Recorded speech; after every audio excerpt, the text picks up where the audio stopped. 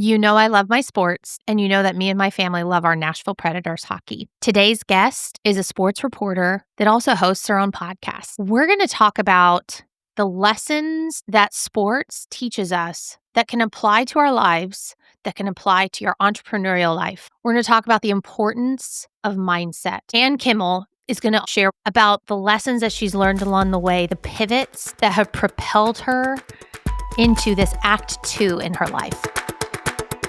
Get Shit Done in a Flash, a mini-series presented by the GST Factor podcast. Hear from incredible leaders, entrepreneurs, investors, trailblazers, individuals that are influencing and changing the conversations in episodes that are no longer than 7 minutes long. Let's continue to step into our extraordinary and get shit done in a flash.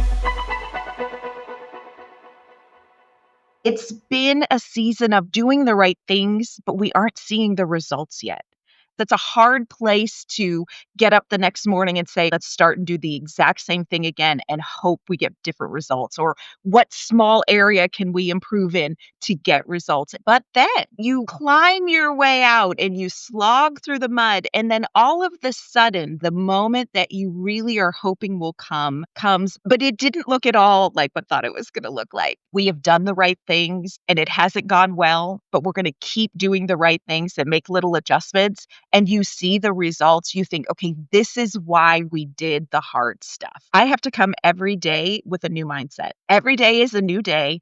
And I have to walk into this room forgetting what was yesterday that didn't go well, learning what I needed to do, and come in ready to go again every single day. One of the things I love about this job is I love the sport of hockey. I love the analytics of hockey. I love the art and science of hockey, but I love the mental side of this game that professional athletes navigate. I take what I hear from them when they talk about the mental side of the game, and I think, okay, that applies to everybody's life. You give yourself until midnight. And then at 12:01, you face forward. And I think there's a lot of wisdom in learning from the hard and figuring out how do I navigate my life through the hard. It's really amazing to watch because to make it into the NHL, you have to have extraordinary physical talent. You have to have extraordinary sports talent just to get in. But you are never going to succeed anywhere that you are aiming for unless you have that mental resiliency. And you have to go into it with it, and then you have to grow it. You have to go back and lean on what did I know and what do I know now? And you choose to believe that if I keep doing these things, it will come. And sometimes it's hard to keep that belief when you don't see results. And, we can all relate to that where you're doing the right things and you're not seeing the results. But there is muscle growth. There's muscle memory that you build in those moments. You build that resiliency muscle. And that's the muscle that's going to get you through this time where the gap between expectation and reality just feels so huge. You just have to trust that mental game. The mental game, it's so interesting. I said to Tommy Novak, you all do so much physical training, but so much about this season and this job is mental. And he said, you know what? It is just as much mental as it is physical. What is so challenging, I think, sometimes, and again, see this in sports and you see this in life, is some of those pivots aren't ones you would have taken. You have a plan and you have a vision and you have a strategy. And sometimes a pivot comes in your path that you did not plan on. This is not what is supposed to happen next. Those are the really challenging ones. I found martial arts and it became this passion for me. And I was a changed person finding ways to meet these goals. And then I got an injury, had surgery. And that was a pivot that I wasn't planning on. I struggled for 3 years, 3 surgeries, not being able to go back to the thing that brought me joy and that really changed who I was. But it opened the door for me to hockey. That was not a pivot that I was planning on. That was not the direction I was going to go. But I ended up sitting on the couch recovering from surgery, watching more hockey, reading more, learning more. And then that opened the door to what I'm doing now.